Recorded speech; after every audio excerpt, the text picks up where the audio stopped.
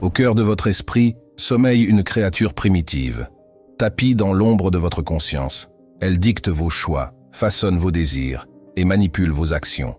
Cette bête intérieure, nourrie par vos émotions les plus viscérales, est plus puissante que vous ne l'imaginez.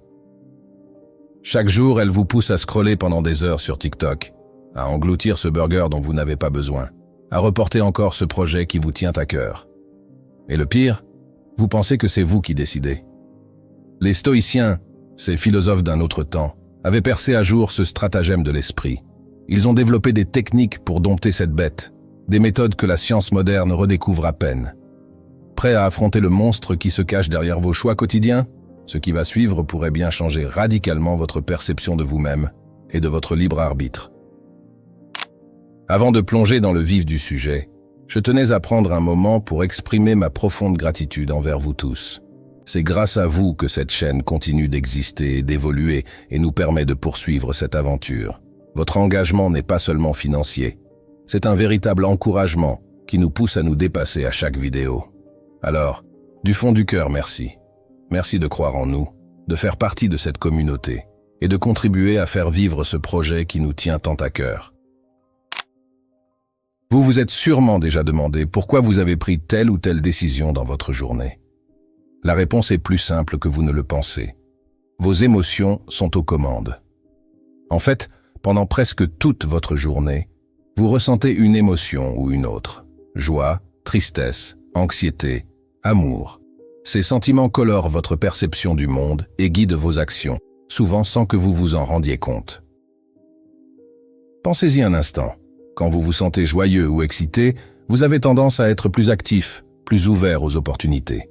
À l'inverse, la peur peut vous paralyser, vous empêchant d'agir même quand c'est dans votre intérêt.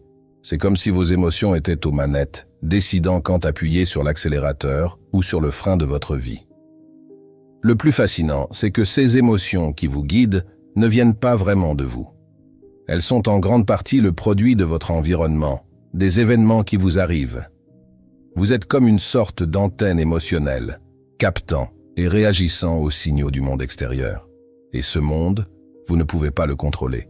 Cette réalité soulève des questions importantes sur notre libre arbitre et notre capacité à prendre des décisions véritablement indépendantes.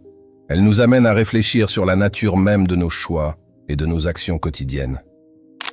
Le stoïcisme, cette ancienne philosophie grecque, a une façon fascinante de voir nos émotions. Il les compare à une bête intérieure. Imaginez un instant. Au cœur de votre esprit se trouve une créature puissante, sauvage, capable de vous pousser dans des directions que vous n'auriez pas choisies consciemment. Cette bête, ce sont vos émotions fortes. Quand elles se déchaînent, elles peuvent prendre le contrôle total. C'est comme si vous étiez sur le dos d'un taureau furieux, essayant désespérément de ne pas vous faire désarçonner. Vous avez déjà ressenti ça, non? Ces moments où la colère, la peur ou même une joie excessive vous font agir d'une manière que vous regrettez plus tard. Mais voici l'aspect fascinant de la pensée stoïcienne. Il ne prône pas l'élimination de cette bête. Au contraire, il préconise son dressage. C'est comme si vous deviez devenir le dompteur de votre propre cirque intérieur. L'essence de leur philosophie réside dans l'apprentissage de la coexistence avec cette bête, dans sa compréhension et son apprivoisement. Pourquoi c'est important? Parce que si vous arrivez à maîtriser cette bête intérieure, vous gagnez un super pouvoir. La capacité de rester calme et logique, même quand tout part en vrille autour de vous. Imaginez pouvoir garder votre sang-froid dans des situations où les autres perdent les pédales. Cette approche du stoïcisme nous invite à une forme de gymnastique mentale. Il ne s'agit pas de devenir un robot sans émotion. Ce serait impossible et franchement pas souhaitable. Non, l'objectif est d'apprendre à coexister avec nos émotions de manière plus harmonieuse, de les utiliser comme des guides plutôt que de les laisser prendre le volant de notre vie. Saviez-vous que votre cerveau vous ment constamment? Et le plus fou, c'est que ces mensonges sont souvent là pour vous protéger. On appelle ça les biais cognitifs, et ils influencent chacune de vos décisions, chacune de vos perceptions, sans même que vous vous en rendiez compte. Prenez le biais de confirmation. Votre cerveau est programmé pour chercher des informations qui confirment ce que vous croyez déjà, tout en ignorant celles qui contredisent vos opinions. C'est comme si vous viviez dans une chambre d'écho personnelle, où vos propres idées vous sont constamment renvoyées. Vous pensez au biais de négativité. Votre cerveau réagit plus fortement aux stimuli négatifs qu'aux positifs. C'est pour ça qu'une critique vous affecte plus que 10 compliments. Ce n'est pas vous qui êtes particulièrement sensible, c'est littéralement câblé dans votre cerveau. Et que dire de l'effet Dunning-Kruger? Il explique pourquoi les personnes les moins compétentes dans un domaine sont souvent celles qui surestiment le plus leurs capacités. Ironiquement, plus vous en savez, plus vous réalisez tout ce que vous ignorez. Ces biais ne sont pas des défauts, mais des raccourcis mentaux que votre cerveau utilise pour traiter rapidement l'information. Ils ont été utiles pour notre survie, mais dans le monde moderne, ils peuvent sérieusement fausser notre jugement. La prise de conscience de ces biais est déjà un pas vers une meilleure compréhension de soi. Mais le vrai défi, c'est d'apprendre à les reconnaître en temps réel, dans vos pensées et vos actions quotidiennes. C'est un exercice d'introspection constant qui peut vraiment transformer votre façon de voir le monde et de prendre des décisions. Alors la prochaine fois que vous vous sentez absolument certain de quelque chose, demandez-vous, est-ce vraiment moi qui pense ça? Ou est-ce juste mon cerveau qui joue à ces petits jeux de survie? Maintenant que nous avons exposé ces biais cognitifs qui influencent nos pensées et nos actions, allons plus loin dans cette exploration psychologique de notre esprit. Imaginez votre cerveau comme un théâtre, avec différents acteurs jouant différents rôles. C'est ce que les psychologues appellent les sous-personnalités. Vous n'êtes pas une entité unique et cohérente, mais plutôt un ensemble de soi différents qui prennent le contrôle selon les situations. Il y a peut-être en vous un enfant intérieur qui cherche le plaisir immédiat, un parent critique qui vous juge constamment, un adulte rationnel qui essaie de prendre des décisions logiques, et bien d'autres encore. Ces différentes parties de vous sont souvent en conflit, ce qui explique pourquoi vous pouvez vous sentir déchiré entre différentes options, ou avoir des comportements contradictoires. Ce concept explique pourquoi vous pouvez être totalement différent au travail, avec vos amis ou en famille. Ce ne sont pas des masques que vous portez, mais des aspects réels de votre personnalité qui s'expriment différemment selon le contexte. La clé pour mieux se comprendre et s'améliorer est d'apprendre à reconnaître ces différents soi quand ils prennent le contrôle.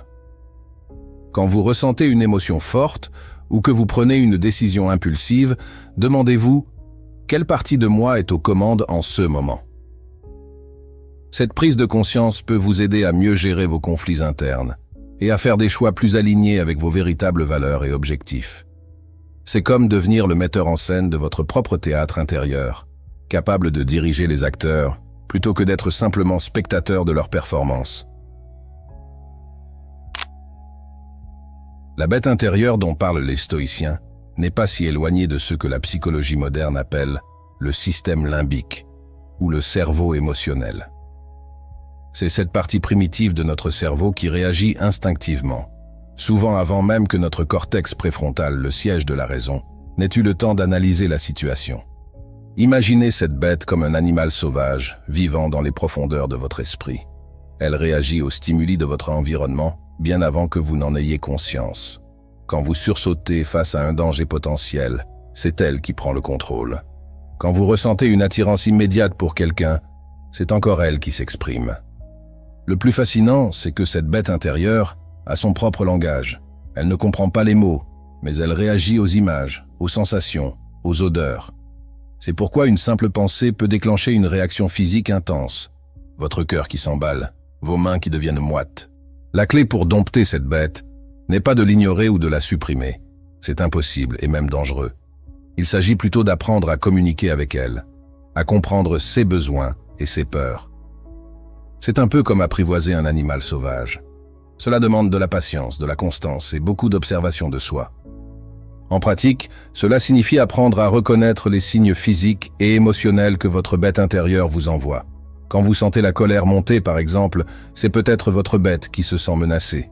Au lieu de réagir impulsivement, vous pouvez prendre un moment pour comprendre ce qui déclenche cette réaction et choisir consciemment comment y répondre. Cette approche ne nie pas la puissance de vos émotions, mais vous permet de les utiliser comme des informations précieuses plutôt que comme des dictats absolus. C'est un équilibre délicat entre l'écoute de vos instincts et l'exercice de votre raison. Maintenant que vous comprenez mieux cette bête intérieure et son influence sur votre vie, La question qui se pose est: comment pouvez-vous concrètement utiliser cette connaissance pour améliorer votre quotidien? La clé réside dans la pratique de la pleine conscience. C'est comme devenir un observateur attentif de votre propre esprit. Chaque fois que vous ressentez une émotion forte ou que vous êtes sur le point de prendre une décision